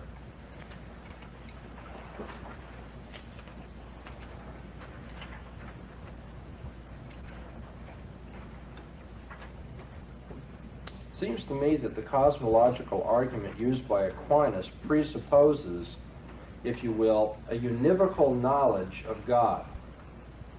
A univocal knowledge of God, in that when we speak of a mover or a cause, when we speak of intelligence or necessity, that we are assuming that God is just like the creature, but in maximum degree.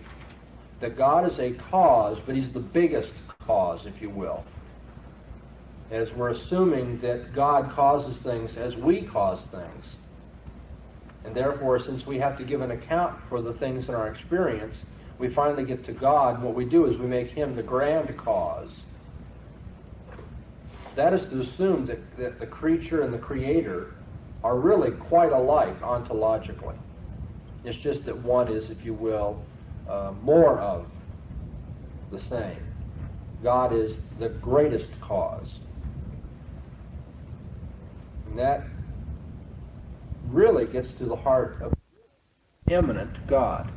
The cosmological argument, if it's using cause as we use the word cause, if it's using mover in the way that we use the word mover, makes God just like any other mover and any other cause, but he has these properties in maximum degree.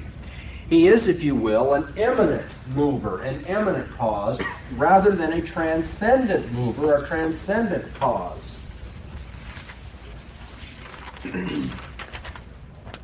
The human Kant put this argument on a sophisticated philosophical footing. They said, on an empirical basis, one cannot generalize from observed causal and teleological relations within the world to a cause or purpose for the world. The argument says, okay, we have D to account for. Okay, that's caused by C, which is accounted for by B, accounted for by A. Now, this is supposed to be an empirical line of reasoning. Okay, we understand this, we're appealing to cause in each case here. We understand that on an empirical basis. That is to say, on the analogy of what we find in the scientific realm. Cause is being used in this empirical scientific way. So D has got to have C, has got to have B, has got to have A as their empirical causes. Now notice that all this argument is an argument within the natural realm. Within the natural realm.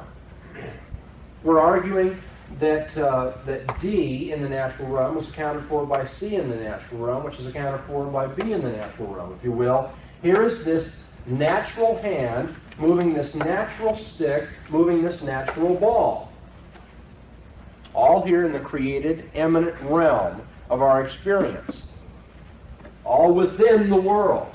Now, if all of these causes and effects are within the world, Hume and Kant go on to ask, how can you generalize from a series of causes and effects within the world to a cause that is outside the world? How do you get from within the world, this is a chain of causes within the world, how do you get from within the world to a cause that is outside the world? And the argument, I think, is basically a good one. This is getting at what I was putting in theological jargon a moment ago, that the only kind of cause or God or mover that is proven here is a natural, immanent God. If you will, a cause or mover that is just like every other cause and mover in this world, but he has those properties par excellence.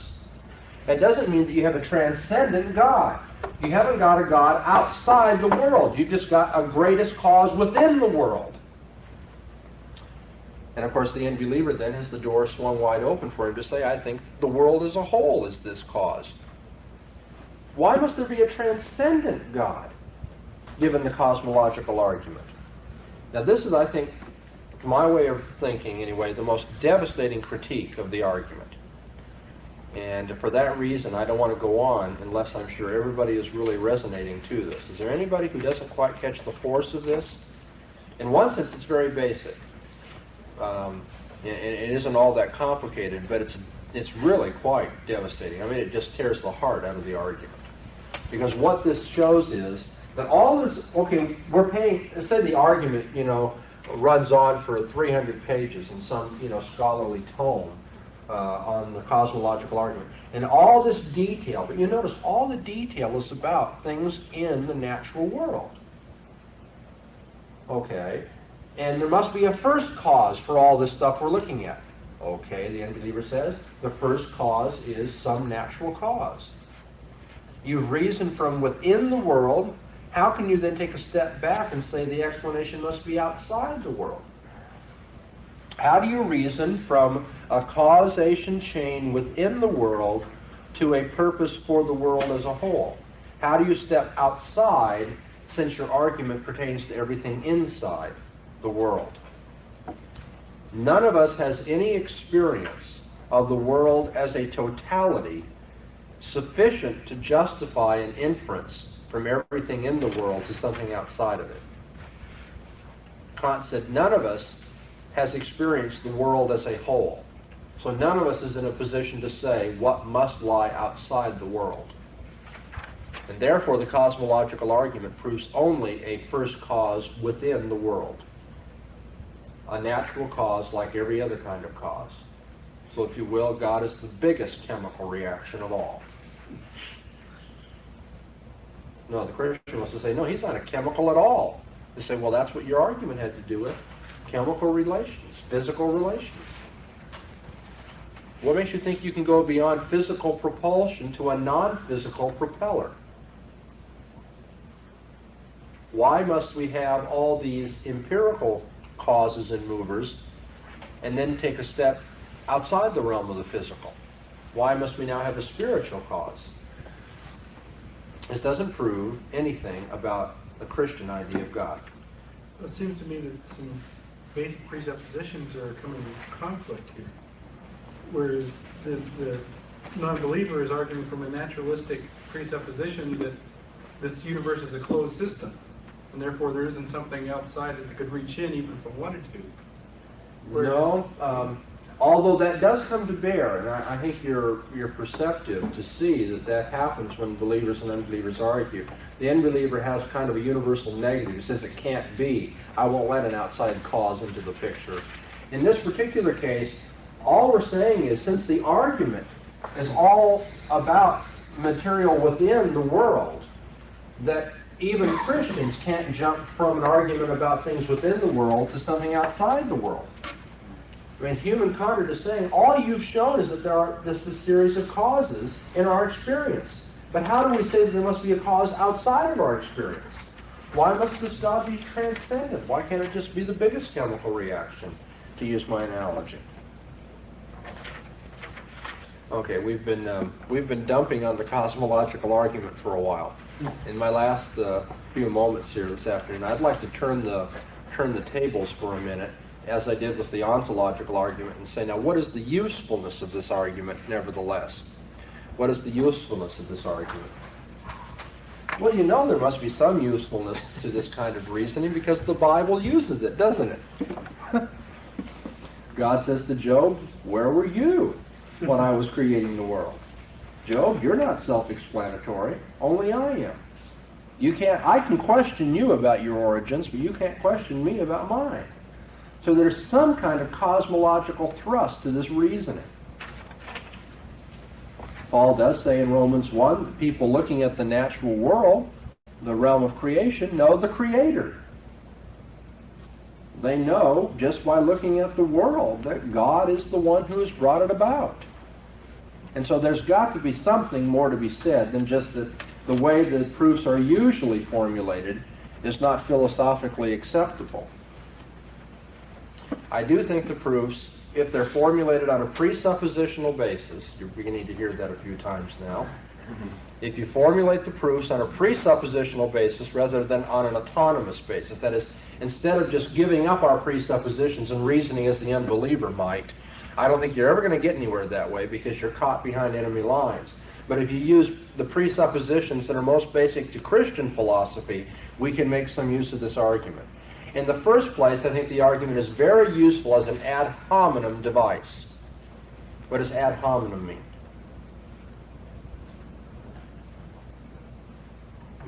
To become negative on somebody. Well, negative, but it's... Debating you and become polemical. You become against the man. Ad hominem. To or against the man. Okay, now in philosophy, there are arguments that are ad hominem that are thrown out of court sometimes.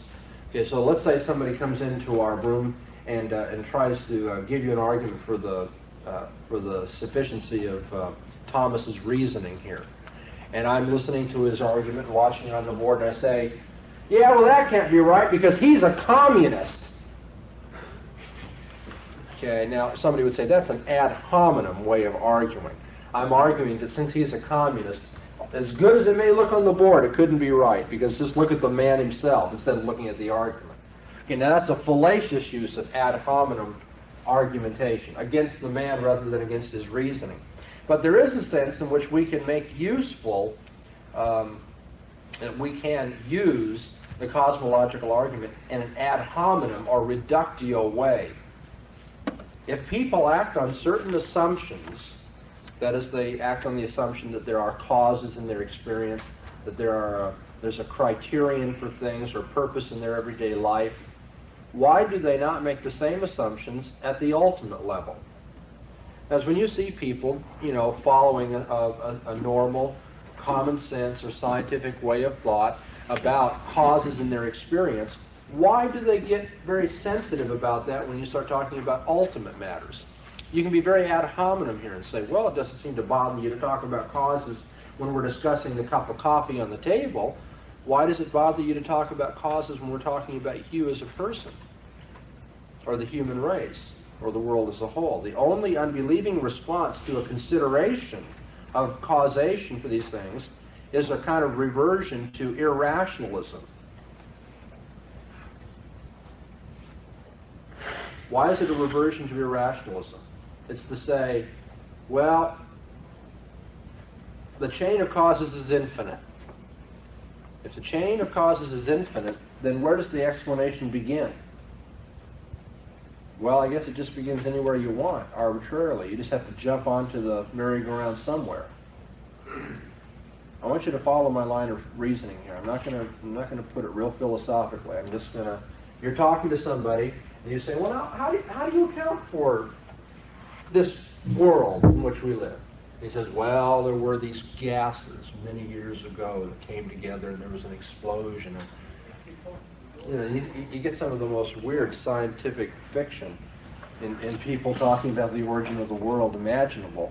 But nevertheless, okay, it came from a black hole, kind of a golf analogy of the world.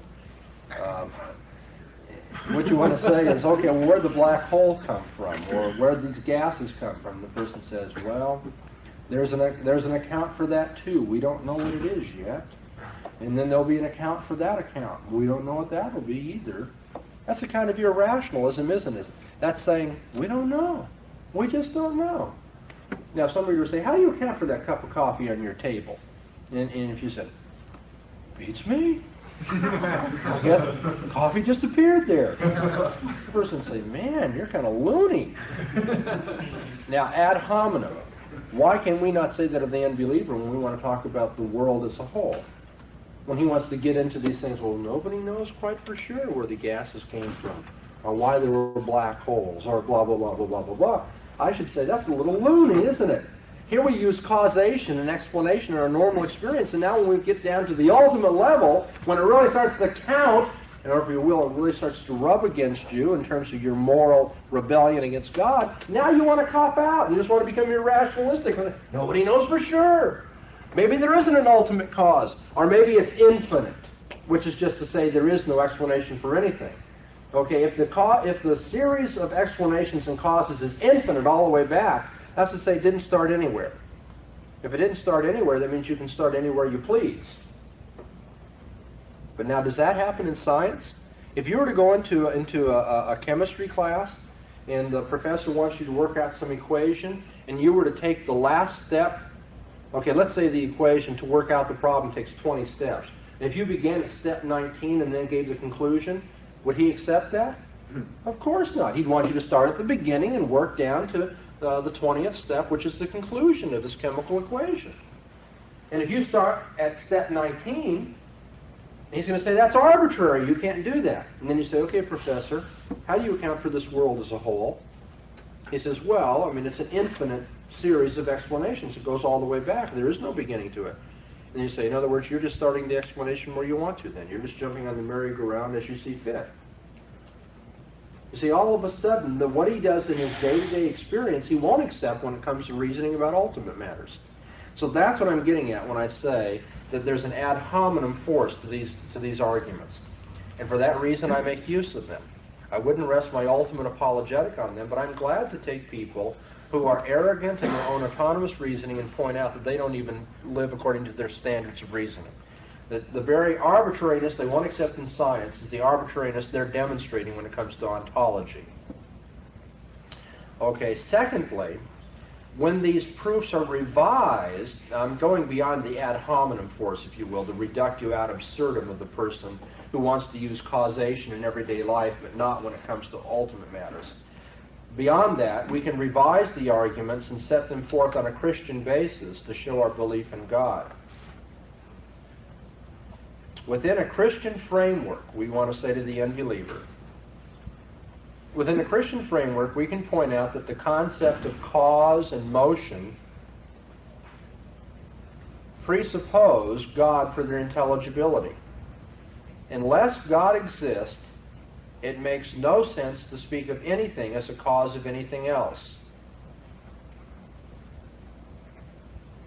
Unless God exists, it makes no sense to speak of anything as cause of anything else.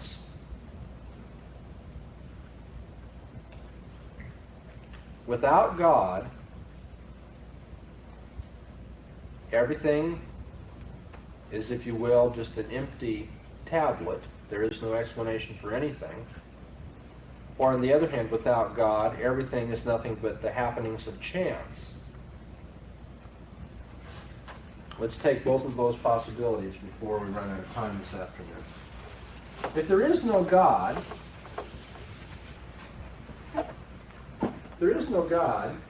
we want to account, let's say we want to account for the fact that apples grow on trees, right? And we get a certain scientific explanation for the growth of seeds and where the seeds come from and all this. So we have this long series of sophisticated scientific explanation of why apples grow on trees. And we get back here to where the scientist has ended his explanation. You can just guess where that might be. But the question naturally is, well, how do you account for that? He says, well, we just really don't know. It just kind of happens that way, I guess. Well, that's to say that we have an empty slate here. That is to say, the explanation hasn't been completed. We've taken it back, and all of a sudden it's dead-ended. On the other hand, you can say, well, it just happens by chance. If it happens by chance, then the relationship between A and B is a relationship of chance. And the relationship between B and C is a relationship of chance. That is to say that we have no explanation at all. It just accidentally happened that way. Is it going to happen that way tomorrow? Who knows in a chance universe what's going to happen tomorrow? Okay, he either says we have a very definite causal relationship here, but it ends all of a sudden, which is to say it kind of just falls off, the edge of philosophical certainty somehow. I don't know, what has happened to causation? Where does causation come from? Why should there be any causal relations if God isn't governing the world in this way? If he doesn't have an explanation for that, then it's just kind of all in the void. It's just a blank tablet. It looks like an explanation, but it's just a parenthesis. And what we want to know is about the boundaries out here of his explanation. Why does he just take a little chain in here, and there's nothing at this side, nothing on this side? What is the explanation for these things? He has none. Or he could say it's all by chance. But if he says it's by chance, then he doesn't have causation here. He just has some kind of arbitrary random relationship. That is to say, without the concept of God, you can't have a concept of causation. God is the first cause, God is the controller, God is the providential governor of the universe, is the presupposition of causal reasoning. If you say, there is no explanation, then of course you've got irrationalism, you just have this blank tablet.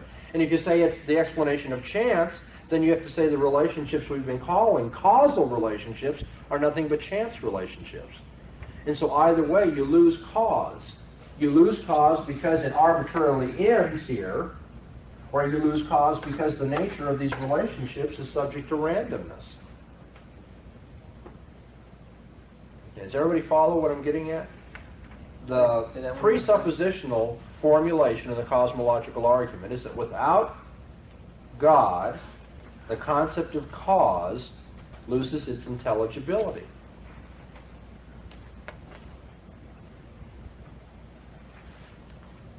Without God, you can't account for anything ultimately, and therefore you have an empty blank, if you will, just a dead end. Who knows why causation stops where it does? Or you can say you have chance controlling everything, and if that's true, then it's just a matter of chance that the apples grow in trees. For all we know, apples might spring up from the fountains of the earth next time we look, if it's just by chance. And so if we live in a chance world, there can't be any scientific causal explanation. If we live in an atheistic world, the causal explanation we have apart from chance ends arbitrarily somewhere, in which case no cause is a beginning, there is no explanation finally. And so we find that the presence of God is necessary in our reasoning when we just look at our situation itself. Creation itself cries out for the acknowledgement of the Creator. And in that sense, we're using the basic religious thrust or motive of the cosmological argument. Any questions? Yes, sir. Yes, sir. I found it's a little unrelated that you might have touched on last week, but I missed class. I was wondering if when we speak of ultimate concerns, if there are a standard set of them. For instance, maybe there are 5 that are recognized, or the thing where author X, philosopher Y, and person Z have different kinds of ultimate concerns. I would say that that's just a matter of how you cut the cake. It's how you want to do your outlining. You have a field of opinions, and you can organize them this way, so that there are 10 basic answers. You could also organize it, there are 2 basic answers, Christian and non-Christian. Or 3, there is a pantheistic and then theistic, and then there's Islamic, Christian. I mean, it's just a matter of how you're going to outline it, I think. Okay. And so, yeah, I guess there are 5 basic answers, or also 10 basic answers, and probably 23 basic answers. It's just a matter of how you, see, that organizing I see is nothing more but a pedagogical issue. Mhm. How do you want to present the subject? How do you want to organize the field of answers? Yeah. I don't see, I'm agreeing with what you're saying, but I don't see how we can claim that we have a safety zone and saying we can't explain all that God is. And why we can't allow the unbeliever that same safety zone and saying we simply don't know yet. Somebody can ask us, how did the incarnation happen? And I can say, well, it's really beyond me. It's something that I may know soon, some point in the future, but I don't know right now. Why can't the unbeliever have the same kind of thing as far as the causation of the universe and saying, Good. it's something beyond me? Yeah, and that's why the first week of our class is so important here. What you're saying is, we're appealing to mystery. Why can't he appeal to mystery? Yeah. You know, mystery is a form of irrationalism. That is, it goes beyond my mind. I have no reasonable account for it. Okay? And I said that Christians have, the Christian world and life view combines rationalism and irrationalism, doesn't it? Okay, now the unbeliever combines rationalism and irrationalism too. And that's what you're reminding us here. If we appeal to mystery, he can appeal to mystery. But what I would suggest is you go back and look at when he appeals to mystery, what happens? He loses the whole shooting match. Because for him, irrationalism is always working against his rationalism. Remember, he says there must be some mind that accounts for everything. But obviously my mind can't do it. I'm ignorant. And so he has this, he's working, you know, some mind's got to know everything, but he recognizes no mind knows everything.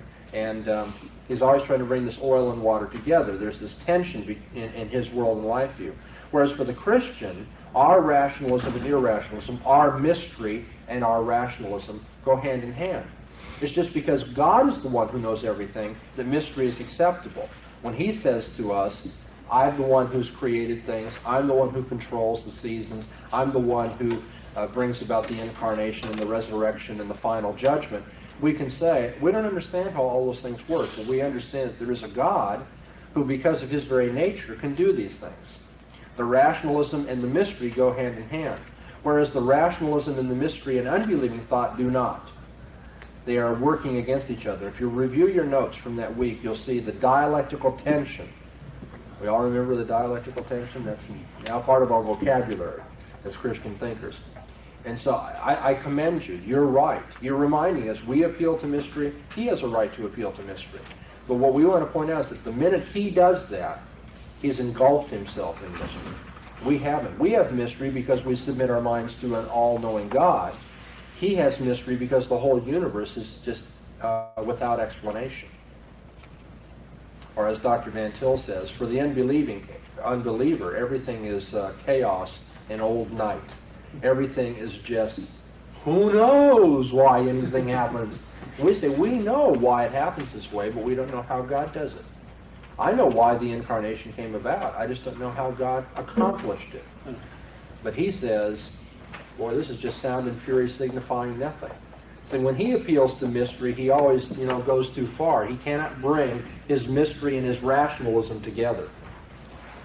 Okay, now we were supposed to do the teleological argument today, and when we come together on Friday, I'm going to try to take about half the period to summarize the teleological argument, then make some summary remarks about arguing for God's existence.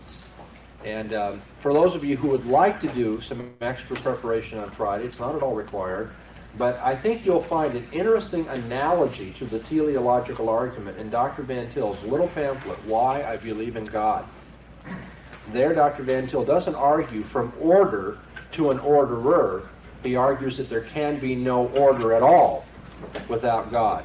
And so there are some subtle connections between what he's doing in the teleological argument, and I'll try to draw those out for you on Friday. Thank you.